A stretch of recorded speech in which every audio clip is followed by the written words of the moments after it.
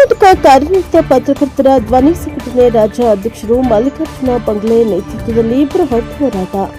ಹಾವೇರಿ ಜಿಲ್ಲಾ ಅಧ್ಯಕ್ಷ ನಾಗರಾಜ ವನಹಳ್ಳಿ ಮತ್ತು ಪತ್ರಕರ್ತ ಮುನ್ನಾ ಗೌಡಗೇರಿಯವರ ಮೇಲೆ ಮಾಡಿರುವ ಹಲ್ಲೆ ಮತ್ತು ಸುಳ್ಳು ಪ್ರಕರಣ ದಾಖಲಿಸಿರುವುದನ್ನು ಖಂಡಿಸಿ ತಪ್ಪಿತಸ್ಥರ ವಿರುದ್ಧ ಸೂಕ್ತ ಕ್ರಮ ಕೈಗೊಳ್ಳಬೇಕು ಎಂದು ಆಗ್ರಹಿಸಿ ಸಂಘಟನೆಯ ರಾಜ್ಯಾಧ್ಯಕ್ಷ ಮಲ್ಲಿಕಾರ್ಜುನ ಬಂಗ್ಲೆ ನೇತೃತ್ವದಲ್ಲಿ ಸೋಮವಾರ ಜಿಲ್ಲಾ ಪೊಲೀಸ್ ವರಿಷ್ಠಾಧಿಕಾರಿ ಅವರಿಗೆ ಮನವಿ ಸಲ್ಲಿಸಲಾಯಿತು. ಇತ್ತೀಚೆಗೆ ಪತ್ರಕರ್ತರ ಮೇಲೆ ಹಲ್ಲೆ, ಸುಳ್ಳು ಪ್ರಕರಣಗಳನ್ನು ದಾಖಲಿಸಿ ಜೀವ ಬೆದರಿಕೆಗಳನ್ನು ನೀಡುವ ಪ್ರಕರಣಗಳು ಹೆಚ್ಚಾಗ್ತಾ ಇವೆ.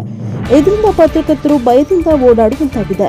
ಪತ್ರಕರ್ತರ ಮೇಲೆ ಹಲ್ಲೆ ಮಾಡುವವರ ಮೇಲೆ ಕಠಿಣ ಶಿಕ್ಷೆ ಆಗಬೇಕು ಎಂದು ಒತ್ತಾಯಿಸಿದರು. ಪತ್ರಕರ್ತರ ಮೇಲೆ ಹಲ್ಲೆ ಮಾಡಿದ ಆರೋಪಿಗಳನ್ನು ತಕ್ಷಣ ಬಂಧಿಸಿ ಕಾನೂನು ಕ್ರಮವನ್ನು ಜರುಗಿಸಬೇಕು. ಅಕ್ರಮ ಅಕ್ಕಿ ದಂಧೆಯನ್ನ ಜಿಲ್ಲೆಯಲ್ಲಿ ತಡೆಯಬೇಕು. ದಾಖಲಾಗಿರುವ ಸುಳ್ಳು ಪ್ರಕರಣವನ್ನು ಹಿಂಪಡೆಯಬೇಕು. ಪ್ರಕರಣ ಕುರಿತು ನ್ಯಾಯಸಮ್ಮತ ತನಿಖೆಯಾಗಬೇಕು. ಪತ್ರಕರ್ತರಿಗೆ ರಕ್ಷಣೆ ನೀಡಬೇಕು. ಹಲ್ಲೆಕೋರರ ವಿರುದ್ಧ ತನಿಖೆ ನಡೆಸಿ ರೌಡಿ ಶೀಟರ್ ತೆರೆಯಬೇಕು. ಜಿಲ್ಲೆಯಿಂದ ಗಡೀಪಾರು ಮಾಡಬೇಕು. ಇಲ್ಲವಾದಲ್ಲಿ ಮುಂದಿನ ದಿನಗಳಲ್ಲಿ ರಾಜ್ಯಾದ್ಯಂತ ಬೃಹತ್ ಪ್ರತಿಭಟನೆ ಮಾಡಲಾಗುತ್ತದೆ ಎಂದು ಸಂಘಟನೆಯು ಎಚ್ಚರಿಕೆಯನ್ನ ನೀಡಿತ್ತು. ಕೆಲ ದಿನಗಳ ಹಿಂದೆ ನಾಗರಾಜವನಹಳ್ಳಿ ಮತ್ತು ಮುನ್ನಾ ಗೌಡಗೇರಿಯವರ ಅಕ್ರಮವಾಗಿ ಪಡಿತರ ಅಕ್ಕಿಯನ್ನು ಸಾಗಾಟ ಮಾಡ್ತಾ ಇದ್ದಂತಹ ದಂಧೆಕೋರರ ವಾಹನವನ್ನು ತಡೆಗಟ್ಟಿದ್ರು. ಆ ವೇಳೆ ದಂಧೆಕೋರರು ಏಕಾಏಕಿ ಜಿಲ್ಲಾಧ್ಯಕ್ಷರ ಮೇಲೆ ದಾಳಿ ನಡೆಸಿದ್ರು. ಇದರಿಂದ ಗಂಭೀರ ಗಾಯಗಳಾಗಿ ಆಸ್ಪತ್ರೆಗೂ ದಾಖಲಾಗಿದ್ರು. ಈ ಕುರಿತು ಸಂಬಂಧಪಟ್ಟ ಪೊಲೀಸ್ ಠಾಣೆಯಲ್ಲಿ ಪ್ರಕರಣ ದಾಖಲಾಗಿತ್ತು. ಈ ಸಂದರ್ಭದಲ್ಲಿ ವಿವಿಧ ಸಂಘಟನೆ ಮುಖಂಡರು, ಪತ್ರಕರ್ತರು ಸೇರಿದಂತೆ ಅನೇಕರು ಹಾಜರಿದ್ದರು.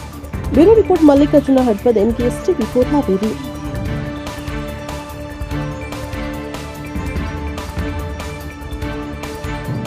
ಪತ್ರಕರ್ತರ ಧ್ವನಿಯ ರಾಜ್ಯಾಧ್ಯಕ್ಷರು ಮಲ್ಲಿಕಾರ್ಜುನ ಬಂಗ್ಲೆ ಸರ್ ಅದಾರ. ಇವತ್ತು ರಾಜ್ಯದೊಳಗೆ 4000 ಪತ್ರಕರ್ತರ ಹೊಂದಿದಂತ ಸಂಘಟನೆ ಇವತ್ತು ರಾಜ್ಯಾಧ್ಯಕ್ಷರು ಏನ್ ಹೇಳ್ತಾರ ಹಲ್ಲೆ ಬಗ್ಗೆನ ಒಂದೆರಡು ಮಾತುಗಳನ್ನು ಕೇಳೋಣ. ಆತ್ಮೀಯ ಪತ್ರಕರ್ತರೆ, ಬೇಲಿಯೇ ಎದ್ದು ಹೊಲ ಮೇಯ್ದಂತೆ ಎನ್ನುವ ಪರಿಸ್ಥಿತಿ ಇವತ್ತು ಪತ್ರಕರ್ತರ ಪಾಲಿಗೆ ಇಡೀ ನಮ್ಮ ರಾಜ್ಯದಲ್ಲಿ ಆಗಿದೆ. ಯಾಕಪ್ಪ ಅಂತಂದ್ರೆ ಇವತ್ತು ಅನ್ಯಾಯ ಅಕ್ರಮಗಳನ್ನು ಬಯಲಿಗೆಳುವಂಥದ್ದು ಒಂದು ಹಕ್ಕು ನಮ್ಮ ಪತ್ರಕರ್ತರಿಗಿದೆ. ಅದನ್ನ ಮಾಡಬಾರ್ದು ಅನ್ನೋ ದೃಷ್ಟಿಯಿಂದ ಕೆಲ ರಾಜಕೀಯ ಮುಖಂಡರು ಕೆಲವು ಚೇಲಗಳನ್ನ ಸಾಕಿರ್ತಾರಲ್ಲ, FC ಇರ್ಬೋದು, ಇನ್ನು ಅನೇಕ ಅನೈತಿಕ ದಂಧೆಗಳಿಗೆ ಅವ್ರಿಗೇನು ಕಳ್ಳಗಂಟು ಬರ್ತದಲ್ಲ, ಅಕ್ರಮ ದಂಧೆಯಿಂದ ದುಡ್ಡುಗಳು, ಆ ದುಡ್ಡಿಗೆ ಆಸೆಪಟ್ಟು ಇವತ್ತು ನಾವು ಮಾಡಿದ್ರು ದಕ್ಷಬೋಧನ ಲೆಕ್ಕದಲ್ಲಿ ಇವತ್ತು ಪೊಲೀಸ್ ವ್ಯವಸ್ಥೆನ ಜೊತೆಗೆ ರಾಜಕಾರಣಿಗಳನ್ನ ತಮ್ಮ ಕಪಿ ಮುಷ್ಟಿಯಲ್ಲಿ ಇಟ್ಕೊಂಡು ದಂಧೆಕೋರರು ಇವತ್ತು FC ಏನಿದೆ, ಇವತ್ತು ಸ್ವಂತ ಇದರಲ್ಲಿ ಕಳ್ಳ ಅಕ್ಕಿಗಳು ಹೋಗ್ತಾ ಇದ್ದಾವೆ, ಪಡಿತರ ವ್ಯವಸ್ಥೆಗೆ ಸಿಗಬೇಕಾದಂಥ ಬಡವ್ರ ಅಕ್ಕಿಗಳು, ಇಂಥ ಇದಕ್ಕೆ ಸರ್ಕಾರ ಕಡಿವಾಣ ಹಾಕಬೇಕಾಗಿತ್ತು.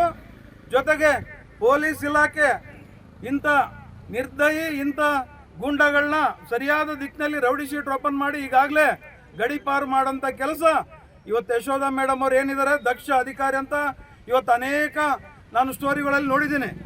ಇವತ್ತು ನಮ್ಮ ರಟ್ಟಳ್ಳಿ ಒಂದು ಮರ್ಡರ್ ಕೇಸ್ ಇರ್ಬೋದು, ಬೇರೆ ಬೇರೆ ರೋಡಲ್ಲಿ ಆ ಬ್ರಿಡ್ಜ್ ಮೇಲೆ ಬಿದ್ದಂಥ ಒಂದು ಕೊಲೆ ಒಂದಿರ್ಬೋದು, ತಕ್ಷಣ ಸ್ಪಂದಿಸಿ ಮೇಡಮ್ ಅವರು SP ಮೇಡಮ್ ಅವರು ಆ ಸ್ಪಾಟಿಗೆ ಹೋಗಿ ಆ ಒಂದು ಆರೋಪಗಳನ್ನು ಎಡೆಮುರಿ ಕಟ್ಟುವಲ್ಲಿ ಯಶಸ್ವಿಯಾಗಿದ್ದಾರೆ. ಆ ಒಂದು ವಿಚಾರಕ್ಕೆ ಮಾನ್ಯ SP ಮೇಡಮ್ ಅವರಿಗೆ ನಾನು ಹೃದಯಪೂರ್ವಕ ನಮ್ಮ ಸಂಘಟನೆಯಿಂದ ಧನ್ಯವಾದಗಳು ತಿಳಿಸೋದ್ರ ಜೊತೆಗೆ, ಮೇಡಮ್ ಅವರೇ ನಿಮಗೆ ಕೆಲವು ಪ್ರಶ್ನೆ ಮಾಡ್ತಾ ಇದ್ದೀನಿ ನಾನು. ಇವತ್ತು ನಿಮ್ಮ ಪೊಲೀಸ್ ಒಬ್ಬ ASIಗೆ ಆ ದಂಧೆಕೋರರು ಬಟ್ಟೆ ಹರಿದು ಅಲ್ಲಿಗೆ ಹೋಗಿದ್ರು ಕೂಡ ಇವತ್ತು ಮೌನ ವಹಿಸಿದಿರ ಅಂದ್ರೆ ಇದಕ್ಕಿನ ನೋವಿನ ಸಂಗತಿ, ವಿಷಾದನ ಸಂಗತಿ ಇಲ್ಲಂತ ಈ ಮೂಲಕ SP ಮೇಡಮ್ ಅವರಿಗೆ ಮನವಿ ಮಾಡ್ತಾ ಇದ್ದೀನಿ. ಕೂಡಲೇ ಆದಷ್ಟು ಶೀಘ್ರ ಈ ತಪ್ಪಿತಸ್ಥರ ವಿರುದ್ಧ ಕ್ರಮ ಕೈಗೊಂಡು, ಇಲ್ಲಿವರೆಗೆ ಇನ್ನೂ ಅವರಿಗೆ ಬೇಲ್ ಆಗಿಲ್ಲ, ನಮ್ಮವ್ರ ಮೇಲೆ ಸುಳ್ಳು ದಾಖಲೆ ಆಗಿ ಇವತ್ತು ನೋಡಿ, ಇವತ್ತೇನು ನಕಲಿ ಅಂತಾರಲ್ಲ ನಮ್ಮ ಪತ್ರಕರ್ತರು, ಕೆಲವರು ಬರೀತಾರೆ ನಕಲಿ ಪತ್ರಕರ್ತರು ಅಂತ. ನಿಜವಾಗೂ ನಾವು ಪತ್ರಕರ್ತರಿಗೆ ಕೇಳೋದಿಷ್ಟೇ, ಸ್ವಾಭಿಮಾನದಿಂದ ಹೋಗಿ ಪ್ರತ್ಯಕ್ಷ ಕಂಡ್ರು ಪ್ರಮಾಣಿಸಿ ನೋಡಿ. ಫಸ್ಟ್ ಅವ್ರ ತಲ್ಲಿ ಅಥೆಂಟಿಕೇಶನ್ ಐತಾ ಇಲ್ಲ ನೋಡ್ರಿ.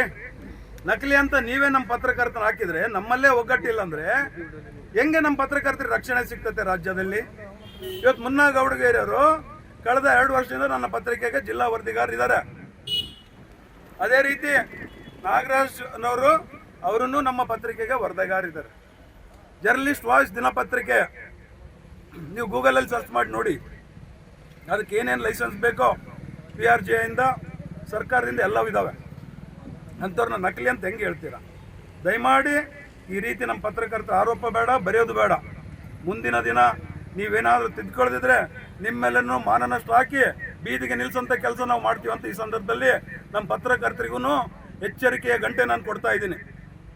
ಇವತ್ತು ಆದಷ್ಟು ಇವತ್ತೇನು ನಡೆದಿದೆ ನಮ್ಮ ಮುನ್ನೋರ ಬಗ್ಗೆ, ನಾಗರಾಜ್ ಬಗ್ಗೆ ಮೇಲ್ನೋಟಕ್ಕೆ ಇದು ಸುಳ್ಳು ಅಂತ ಪ್ರತಿಯೊಬ್ಬರಿಗೆ ಗೊತ್ತಿರೋಂಥ ವಿಚಾರ. ಇವತ್ತು ದಂಧೆಗೋರಿಗೆ ಹೇಳ್ತಾ ಇದ್ದೀನಿ, ಆದಷ್ಟು ನಿಮ್ಮ ಒಂದು ಅತಿರೇಕರಿಗೆ ಕಡಿವಾಣ ಆಗ್ತಾ ಇದ್ರೆ ಮುಂದಿನ ದಿನ ನಾವು ಪತ್ರಕರ್ತರೆಲ್ಲ ಸೇರಿ ನಿಮಗೆ ಒಂದು ತಕ್ಕ ಪಾಠ ಕಲಿಸ್ತೀವಿ. ಜೊತೆಗೆ ಇವತ್ತು ಜಿಲ್ಲಾಧಿಕಾರಿಗೆ, ಪೊಲೀಸ್ ವರಿಷ್ಠಾಧಿಕಾರಿ ಯಶವಂತರಾವ್ ಮೇಡಮ್ ಅವ್ರ ಹತ್ರನೂ ಹೋಗ್ತಾ ಇದ್ದೀವಿ. ಹೋಗಿ ಅವ್ರಿಗೆ ಒಂದು ತಿಂಗಳ ಕಾಲ ಗಡುವು ಕೊಡ್ತಾ ಇದ್ದೀವಿ. ಇದಕ್ಕೇನು ಕ್ರಮ ಅಂತ ಕಾನೂನಲ್ಲಿ ಏನಂತ ನಮಗೆ ಗೊತ್ತಿದೆ. ಇದು ಸ್ಕ್ವಾಶಿಗೆ ನಾವು ಹೈಕೋರ್ಟಾಗಿ ಹಾಕಿದ್ರೆ ಏನಾಗ್ತದೆ ಅಂತಲೂ ನಮಗೆ ಗೊತ್ತಿದೆ. ನಮ್ಮ ಪತ್ರಕರ್ತರಿಗೆ ಕಾನೂನೇನು ಹೇಳ್ಕೊಡೋದೇನು ಬೇಕಾಗಿಲ್ಲ. ದಯಮಾಡಿ ಈ ಸುಳ್ಳು ಆರೋಪ ಏನಿದೆ ಕೂಡಲೇ ನಿಷ್ಪಕ್ಷಪಾತ ತನಿಖೆ ನಡೆಸಿ ರದ್ದುಗೊಳಿಸೋಕ್ಕೇನಿದೆ ಪೊಲೀಸರು ತಮ್ಮ ಮಾನ ಉಳಿಸ್ಕೊಳ್ಳೋಕ್ಕೆ ಈ ಪ್ರಕ್ರಿಯೆಯಲ್ಲಿ ಮುಂದಾಗಬೇಕಂದ್ಬಿಟ್ಟು ಅವರಲ್ಲಿ ವಿನಂತಿ ಮಾಡ್ತಾ ಇದ್ದೀವಿ. ಯಾಕಂದರೆ ಪೊಲೀಸರ ಮೇಲೆ ಅಲ್ಲೇ ಆದಂಥ ಸಂದರ್ಭದಾಗೆ ಅವತ್ತು ತಾವೇ ತಮ್ಮ ಸ್ಟೇಷನಲ್ಲಿ 353 ಮಾಡಿದ್ದೀರಿ.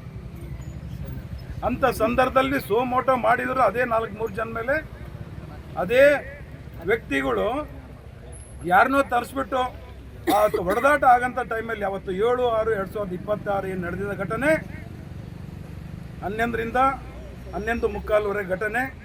ಅಂಥ ಪ್ರಕ್ಷುಬ್ಧ ವಾತಾವರಣದಾಗೆ ಇವರು ಜಾತಿ ಎಟ್ಟು ಬೈಯಕ್ಕೆ ಸಾಧ್ಯನಾ? ಹೋಗ್ಲಿ ಅಂತ ಹೊಡೆತ ತಿಂದಂಥ ಸಂದರ್ಭದಾಗೆ ನಾಗರಾಜ್ ಅವರು ಅಲ್ಲೇ ಮಾಡೋಕ್ಕೆ ಅವ್ರ ಮೇಲೆ ಆಫ್ ಮಾಡೋಕ್ಕೆ ಸಾಧ್ಯನಾ? ಇವು ಮೇಲ್ನೋಟಕ್ಕಿದ್ದಾವೆ. ಜೊತೆಗೆ ಆ FIR ನೋಡಿದೆ, ನಮ್ಮ ನಾಗರಾಜ್ ವನಹಳ್ಳಿಯವರು ಮಾತ್ರ ಹೋಗಿದ್ದಾರೆ ಅಂತ ತೋರಿಸಿದ್ದಾರೆ. ಪಾಪ ಎಲ್ಲಿ ನಮ್ಮ ಮುನ್ನಗೌಡಿಗೇರಿ ಹೆಸರು ಇಲ್ಲ, ಏನಿಲ್ಲ. ಆದರೂ ಪೊಲೀಸರು ಯಾಕೆ ಇವ್ರ ಹೆಸರು ತಗೊಂಡು 2ನೇ ಪಾರ್ಟಿ ಸೇರಿಸಿದ್ರೆ ಗೊತ್ತಾಗ್ತಾ ಇಲ್ಲ. ನಮ್ಮ ಮುನ್ನಗೌಡಿಗೇರಿಯವರು ತಪ್ಪು ಮಾಡಿದ್ದಾರೆ, ಇನ್ನೊಂದು FIR ಮಾಡಬೇಕಾಗಿತ್ತು ಇವರನ್ನು. ಆ ವಿಚಾರದಲ್ಲಿ ನಮ್ಮ ಮುನ್ನಗೌಡಿಗೇರಿಯವ್ರನ್ನು ತಪ್ಪು ಮಾಡಿದ್ದಾರೆ ಅಂತ ಹೇಳ್ತಾ ಇಡೀ ನಮ್ಮ ಪತ್ರಕರ್ತರ ಮಿತ್ರರಿಗೆ ಹೇಳೋದಿಷ್ಟೇ, ಎಲ್ಲೇ ಅನ್ಯಾಯ ನೀಡಲಿ ಪತ್ರಕರ್ತರಿಗೆ ನಮ್ಮ ಕಾನಿಪ ಧ್ವನಿ ಸ್ಪಷ್ಟವಾಗಿ ಹೆಜ್ಜೆ ಇಟ್ಟು ಅವ್ರ ಪರವಾಗಿ ಇರ್ತತೆ. ಜೊತೆಗೆ ಇವತ್ತು ಮುನ್ನಗೌಡಿಗರಿಗಿರ್ಬೋದು, ನಾಗರಾಜ್ ಅವ್ರಿಗಿರ್ಬೋದು, ಇವತ್ತೇನು ಅನ್ಯಾಯ ಆಗಿದೆ ಅದಕ್ಕೆ ನಾವು ಸಂಪೂರ್ಣ ಬೆಂಬಲ ಇರ್ತೀವಿ. 1 ತಿಂಗಳ ನಂತರ ಇಡೀ ರಾಜ್ಯಾದ್ಯಂತ ಹೋರಾಟಕ್ಕೆ ಕರೆ ಕೊಡ್ತೀನಿ. DG IGP ಸಾಹೇಬ್ರನ್ನ ಬೆಂಗಳೂರಲ್ಲಿ ಹೋಗಿ ಕಾಣ್ತೀನಿ. ಅದಕ್ಕಿಂತ ಮುಂಚಿತವಾಗಿ ನಮ್ಮ ಪಾಟೀಲ್ ಸಾರ್ಗೆ, ಸಂಗನಗೌಡರಿಗೆ ಒಂದು ಜವಾಬ್ದಾರಿ ವಹಿಸ್ತಾ ಇದ್ದೀನಿ.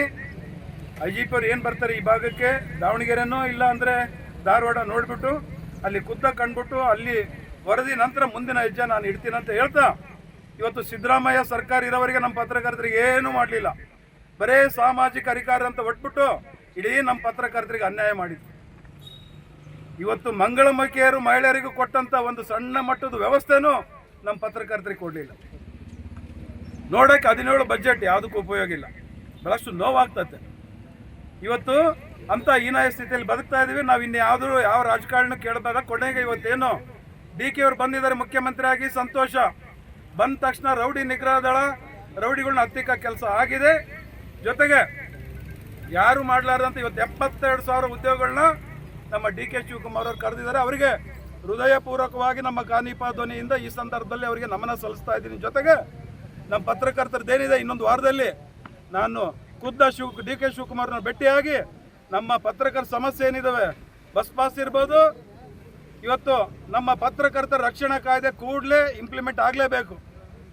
ಅದೊಂದು ರಕ್ಷಣಾ ಕಾಯ್ದೆ ಬಂತಂದರೆ ಎಲ್ಲ ದಂಧೆಕೋರರಿಗೆ, ರಾಜಕಾರಣಿಗಳಿಗೆ ನಡುಕ ಹುಟ್ಟುತ್ತಂತ ಈ ಸಂದರ್ಭದಲ್ಲಿ ಹೇಳ್ತಾ, ಮುಂದಿನ ಹೋರಾಟಕ್ಕೆ ನೀವೆಲ್ಲ ಸಿದ್ಧರಾಗಬೇಕಂತ ಹೇಳ್ತಾ, ಇವತ್ತು ಜಿಲ್ಲೆಯ ಹಾಗೂ ರಾಜ್ಯದ ಮೂಲೆ ಮೂಲೆ ಬಂದಂಥ ಪ್ರಮುಖ ಮುಖಂಡರುಗಳಿಗೆ ನಾನು ಧನ್ಯವಾದ ತಿಳಿಸ್ತಾ, ಇನ್ನು ಮುಂದಿನ ಹೋರಾಟ ಭಾರಿ ಸೂಕ್ಷ್ಮತೆ ಇರುತ್ತೆ. ಕಾನೂನು ಹೋರಾಟ ದಿಟ್ಟವಾಗಿ ಸಾಗ್ತದೆ. ಜೊತೆಗೆ ಹೈಕೋರ್ಟು, ಸುಪ್ರೀಂ ಕೋರ್ಟಲ್ಲಿ ರಿಟ್ ಪಟಿಷನ್ ಫೈಲ್ ಮಾಡೋದ್ರ ಮುಖಾಂತರ ಸರ್ಕಾರಕ್ಕೆ ಎಚ್ಚರಿಕೆ ಗಂಟೆ ನಾನು ನೀಡ್ತೀನಿ ಅಂತ ಹೇಳ್ಬಿಟ್ಟು ಈ ಸಂದರ್ಭ ಹೇಳೋದ್ರ ಜೊತೆಗೆ ತಾವೆಲ್ಲ ಧೈರ್ಯವಾಗಿರಿ. ನಿಮ್ಮನ್ನು ನಂಬ್ಕೊಂಡಂಥ ಕುಟುಂಬ ಒಂದು ಇರ್ತದೆ. 3 ಬಿಟ್ಟಂತ ನನ್ನ ಮಕ್ಕಳಿಗೆ ಏನು ಮಾಡೋಕ್ಕೂ ಎಸಲ್ಲ.